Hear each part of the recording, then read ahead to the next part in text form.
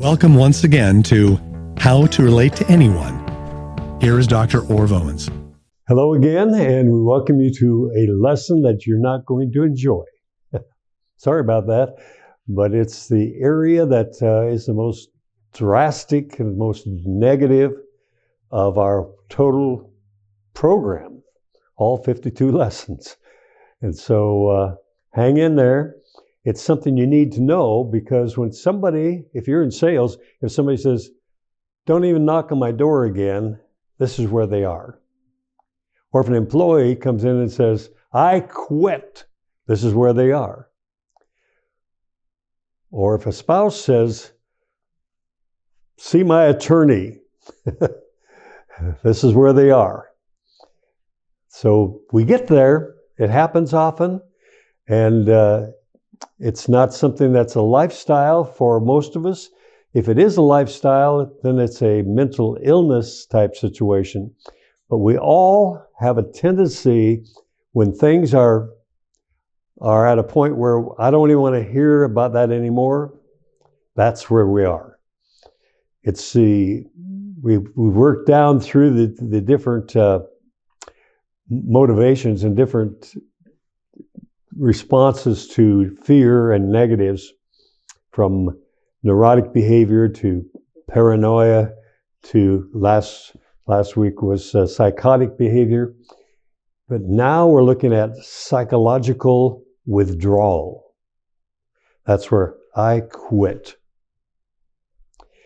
Now, the interesting thing is, I am working with some highly skilled people in this program, and I don't even try to know what they're doing. They tell me what to do, and I sit here and talk to you on this camera. I don't know anything about the camera or whatever. And so basically, as far as being a camera operator or a director or whatever in the video side of things, this is where I am, clear down here to psychological withdrawal. I don't want to know that stuff because I don't have time to learn it. I have my pack full of what I've got to be working on personally, on areas where I have responsibility. So there are times we put things down to this level, and it's on our chart. If you look at the chart, it's clear down here.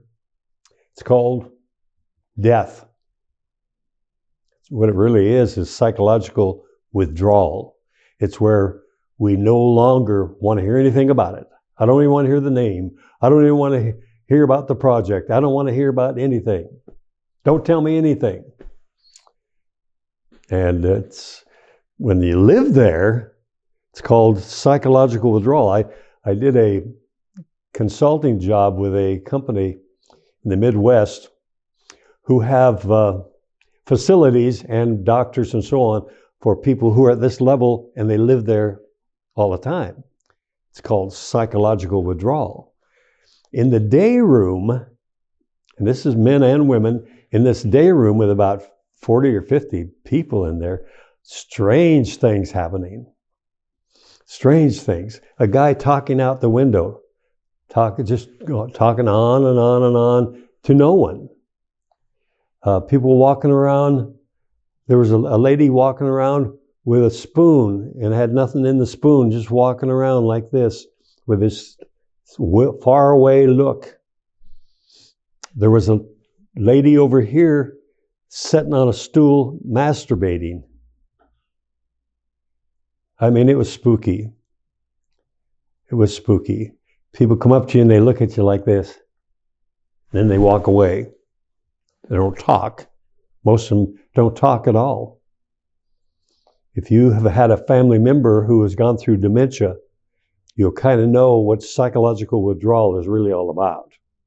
It's where the conscious mind is not functioning anymore, and it's because that person has moved to this level.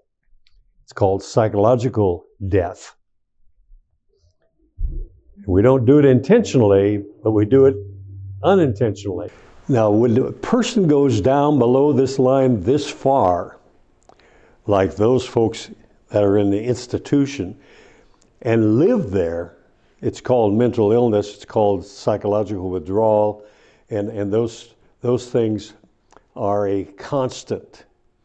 But what I want to warn you is that anytime you say, I don't even want to hear that name again, I'm pausing there a little bit because practically everybody has said that at one time or another. I don't even want to hear that name again. Don't let that kid come into my house again, my mom said one time, because he broke something in our house. It's easy to drop down this low, real easy, because something that just disturbs us, just is totally opposite of what we want, need, and desire. Clear down there, that low, in below the line.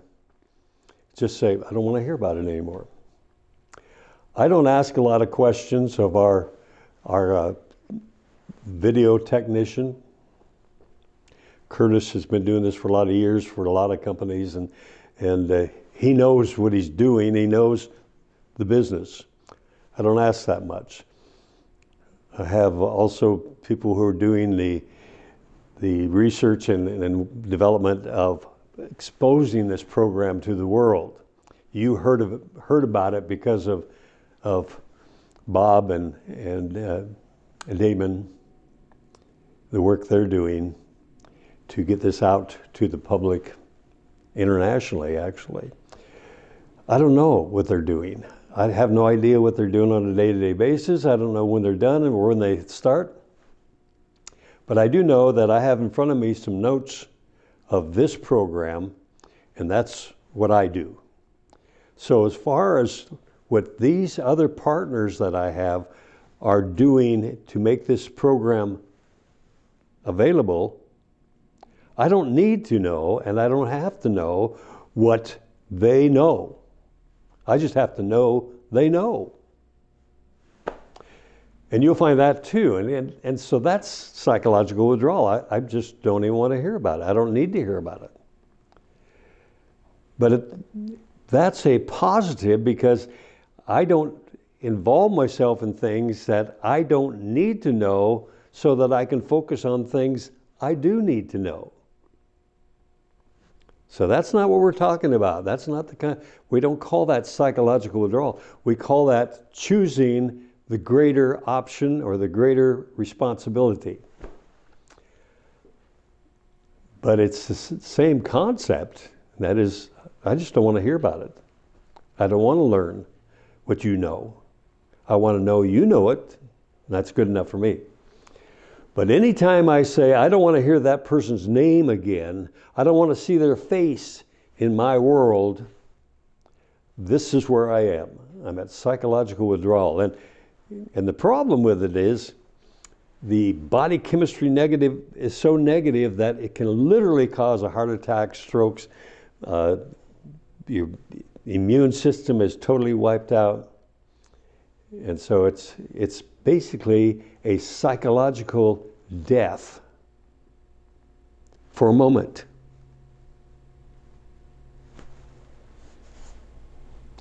I pause there because I want you to be afraid. I want you to say, I'm not going to go there. That's a positive decision.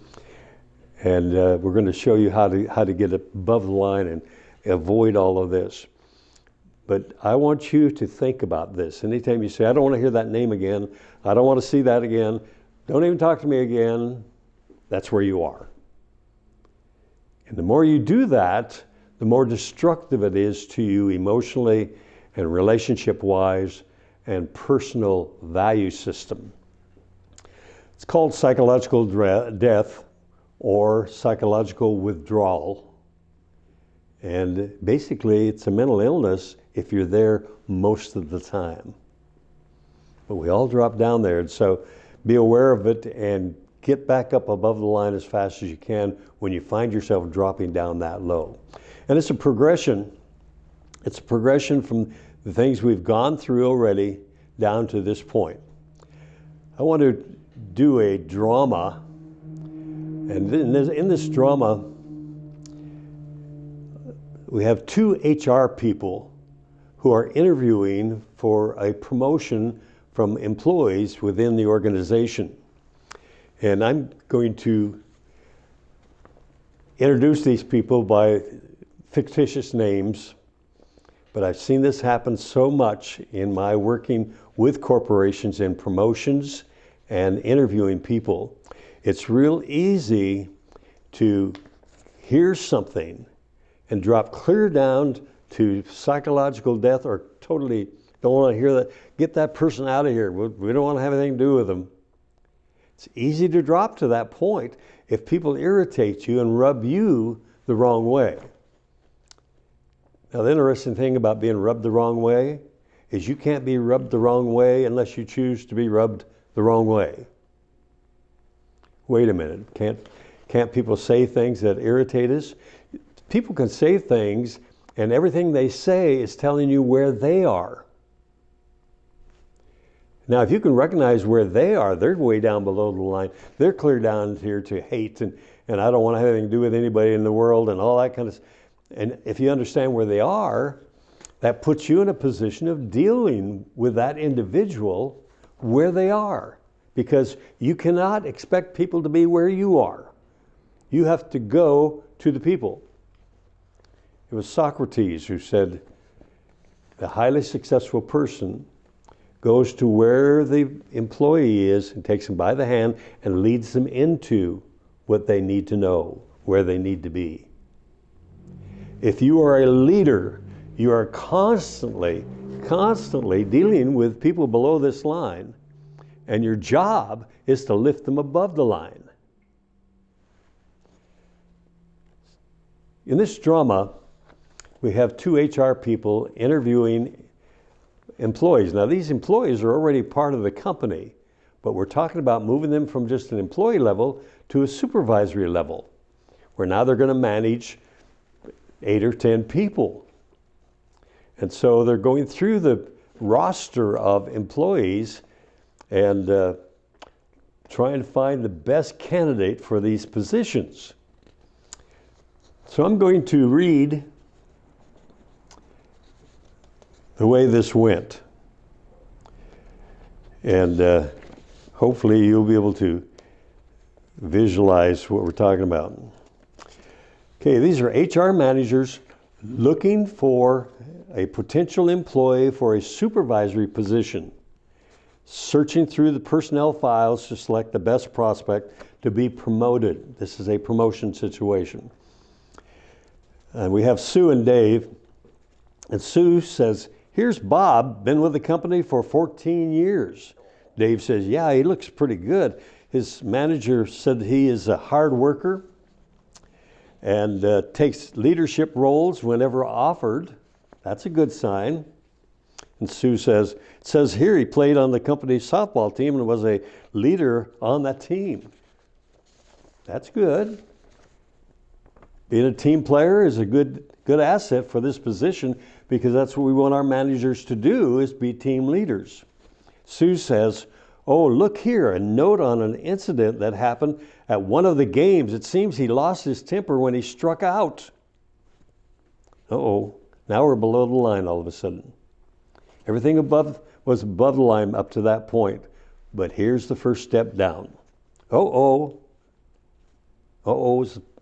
analyzing.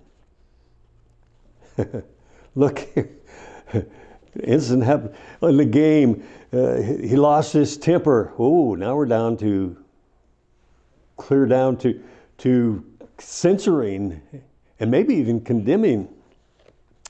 That's all the neurotic right below the line. Dave says, we had better look at this a little closer. We don't need a supervisor who can't control himself. Sue says, that is for sure. Let me read further. That's going further down. Every time we read further, we're looking for more dirt, looking for more problems, looking for more faults, looking for more weaknesses. Instead of at this point saying, well, we need to probably talk to this guy and see if this is a habit or if this was a special incident. But they're not doing that. Sue says that's is for sure. Well, let me read further. It says here that he yelled at the umpire, and when the umpire told him to sit down, he cussed out the umpire.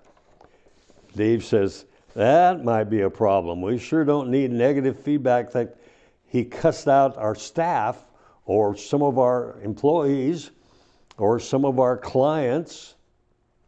Sue says, oh, listen to this, Bob. He walked to the dugout and threw his bat, and the bat hit the bat boy. And he had to go to the hospital. Wow. Dave says, wow, I don't know that we want this kind of behavior in our management team. Who knows what he might do to his staff? Sue says, I don't know if we should have such a guy on staff at all.